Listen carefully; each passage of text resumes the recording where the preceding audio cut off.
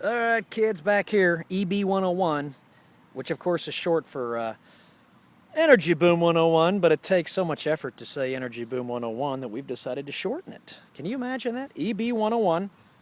That previous episode, I lost track of time, so it's going to cut off, and it's not going to make sense. The final 15 seconds were cut off. So let's just pick it up. This is going to be part two.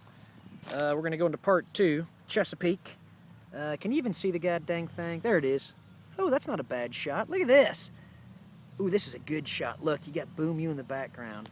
Okay, so we were talking about Chesapeake and its history, and we really need to get a radio show going bad. This is brutal. I can't work under these conditions of 15-minute timelines. This is unbelievable.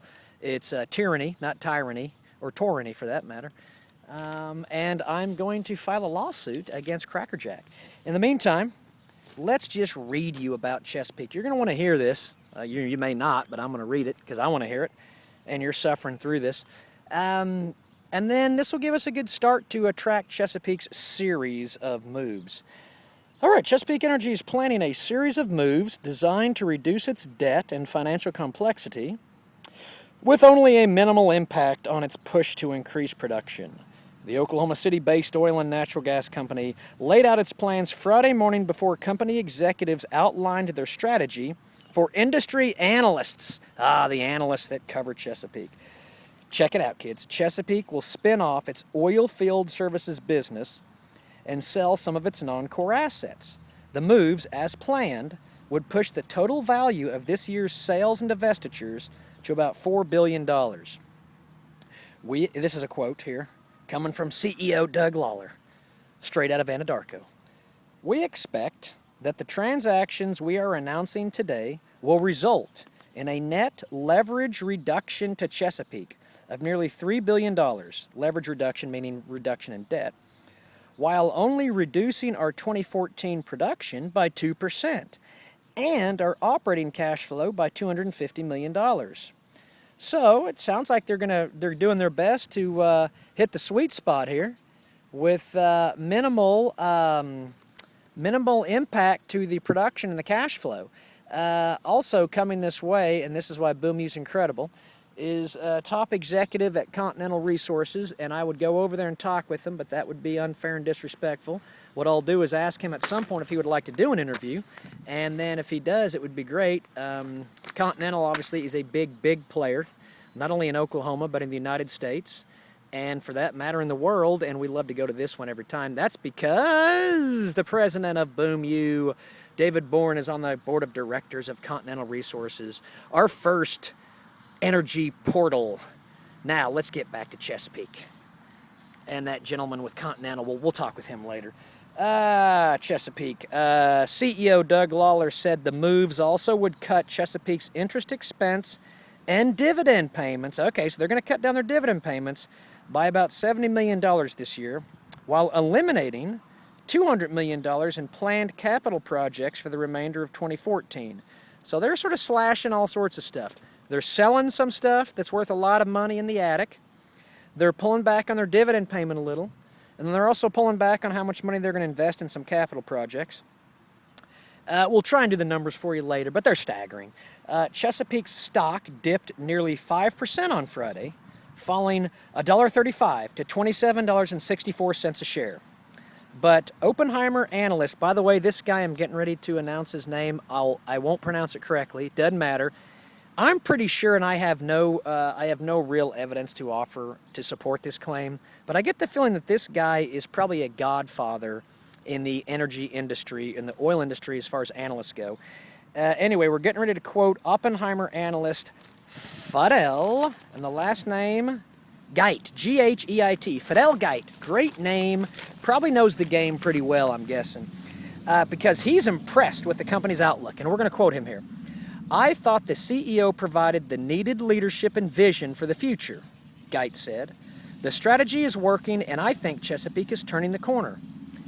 Well, if we could figure out if Fidel Geit is the guy that actually has his lever on all the money that decides to come flowing into Chesapeake, we'd have a pretty good idea if the Chesapeake shares are going to rise. I think they probably are, and I think this guy's probably on the inside. We're going to try and get him on the show, but I doubt it'll happen. Now, about the strategy. Chesapeake is poised to turn subsidiary Chesapeake Oilfield Operating LLC into a standalone company called 77 Energy. Now, that's going to be fun to figure out. What's the story on that name? There's got to be a meaning behind that. 77 Energy. The new firm, 77 Energy, which will be led by CEO Jerry Winchester. Who the hell is that? Don't know. We'll try and figure it out and let you know. Will include companies that offer companies that offer drilling, hydraulic fracturing, oil field rentals, rig relocation, and fluid handling and disposal. It has about 5,200 employees with operations in a dozen states. So let's just take a look at that. Chesapeake Oilfield Operating is a company that McClendon and Ward put together that's big enough to have 5,200 employees, and it's basically a big-ass oilfield services company. And they're getting ready to spin that baby off. Chesapeake expects the spin-off, which could be completed by June 30th, damn, that's quick, to be tax-free for shareholders. How much money do you think they'll get on that baby? Don't know. The move will cut about $1.1 billion in debt from Chesapeake's balance sheet while bringing in a dividend of about $400 million to pay off shared debt. Okay, Chesapeake. In addition to that, and we got to figure out what 77 Energy is and who's this Jerry Winchester. Great name, by the way. Shooting from the hip. That'll be the slogan for 77 Energy. We shoot from the hip because our CEO is Jerry Winchester. They'd love that. Chesapeake also will divest its ownership of subsidiary CHK Cleveland Tonkawa LLC. Now, this one's a beauty. There are two big plays. I think they're in Oklahoma. I hope they are. I don't know. One's called the Cleveland, one's called the Tonkawa.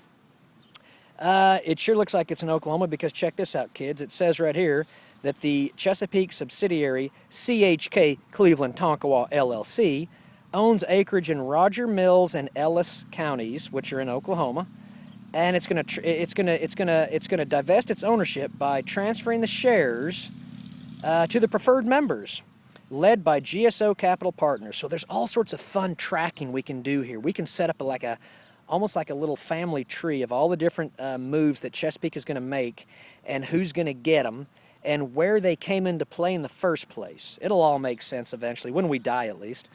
GSO Capital was the leading investor in the $1.25 billion deal that resulted in the creation of CHK Cleveland Tonkawa. The group receives an annual distribution of 6% each quarter, plus a 3.75% overriding royalty interest in the first 1,000 net wells drilled by the Chesapeake subsidiary on its 245,000-acre leasehold. That's all oil talk. Don't have a clue what it means, but we can figure it out eventually. Just stick with me, kids. In 25 years, we will actually understand what the hell we're talking about. And the good news is we're only about 8 minutes into this rant on Chesapeake. So I hope all three of you are still listening, because if I can make this show so miserable that only 2 people listen, you know what that means. Super target, $273 trillion in the bank. Okay, so let's continue. This is more Dougie Lawler talking. Doug Lawler, that's disrespectful. Doug Lawler. Exiting, or CHKCT, that's the acronym, of course, for the CHK Chesapeake, C Cleveland, T Tonkawa preferred equity arrangement will reduce Chesapeake's balance sheet complexity and future commitments, Lawler said. The CHKCT assets will provide more strategic value to other entities, and we feel this is an opportune time to complete this transaction for all parties. This is great stuff. You are seeing the seeds that Mr. McClendon and Mr. Ward brought into Chesapeake develop, bloom, and make sense, probably. It ends up being a good thing for everyone. Chesapeake divests this at the proper time to make a lot of money. Someone else who takes on this investment at the proper time gets more value. You saw it quoted right here. Value's a great word. Best definition I ever heard, and I'm going to give this to Warren Buffett because I don't know who said it, but I think maybe he did. Price is what you pay. Value is what you get. What do you think of that? Hell, I don't know. Check this out. There's more deals, by the way, with Chesapeake. Other deals announced Friday were asset sales involving non-core properties in Oklahoma, Texas, Pennsylvania, and Wyoming that are all expected to bring in about $600 million, which I'd like to have right about now. The producing assets Chesapeake is selling in East and South Texas have associated volumetric production payments that will transfer to the buyer upon closing. Associated volumetric production payments are payments you're responsible for making, so those payments will be transferred to the buyer instead of Chesapeake. Such payments, that was me, by the way, editorializing, such payments involve selling a specific amount of production each month. Boom. Let's see. Once those moves are completed, Chesapeake estimates that it will be able to increase production in 2015 by as much as 10% over this year's reduced numbers. Okay, so let's read that again because we're getting some guidance here.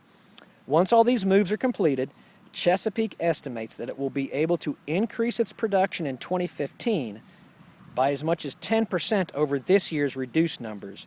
The company also established a 5-year production growth target of 7 to 9% a year. So that's a better one to look at. They feel like over the next 5 years, they can grow at 7 to 9% per year, starting, it looks like, in 2015, where they think they'll grow 10%. Well, I guess you'll sort of have to wait to see if that happens. You can make your bet now and then collect your money if it does happen, when it does happen. Would it happen? I bet it probably will. No one knows for sure. That's the beauty of the market. That's also the end of this article, and I know you're very happy for that. I know I'm begging for mercy. This is emotionally exhausting, by the way. No one knows why. That's why we feel like we can connect crude and consciousness here at Energy Boom 101. Brought to you by the Transparent Barrel LLC, which, if I remember correctly, has $2.17 in the bank. Huge, huge position of capital to fling around. There's a lot more going on. Now let me check the time to make sure that we're not going to have another problem here. I think we're almost at 12 minutes. So it's probably going to be time to wrap this baby up. One quick thing we'll want to probably take a look at is I see there's a little article in here. You can see somewhere, I know that's out of focus, right about there, time to retire. It's about a Devon energy executive that's going to retire this summer after more than 20 years with the Oklahoma City Bay. Oh, shit. Stand back. Bong, bong, bong. You're going to get one more. Watch this. Bong, bong, bong, bong. Now that's it. Oh, shit. I was wrong. Guess what, kids? You're getting a full-blown Bells of Boom U. Here it comes. 1, 2, 3, 4. That would have been a hell of an opportunity to do an alley-oop. And get ready for some chimes, the Sunday sermon. You know what? There it is. There it is. I think this is an excellent way to close the program on the Bells of Boom U. It'll put you out of your misery. And we'll make our way back to the incredible water fountain. Oh, I say we'll make our way back there. We're sort of tangled up in our own little web here, so we may or may not make it. We're going to try. Look at this, folks. This is incredible. We're going to do it. We're going to get all the way back to the most amazing fountain you'll ever find. And we can even end this dispatch with the circle shot. It's patented. We're going to give Benji credit. He was the first one to do it for the Boom and Bloom in a car, driving around a glorious tall grass art display that you need to see in the end of East Main Street, downtown Norman, Boom and Bloom. That was Benji, and if we can ever make any money on that, I think we'll give the son of a bee 10%. And 10% of nothing is usually nothing, but that's Billy Preston talking. This is it. The Bells are going to finish off. So are we. There'll probably never be another dispatch again, because you can't top this stuff. It's awful. But for Energy Boom 101, from the Transparent Barrel, where we are connecting crude and consciousness one gusher at a time, it is a 3, 2, 1, boom, and I leave you with the bells.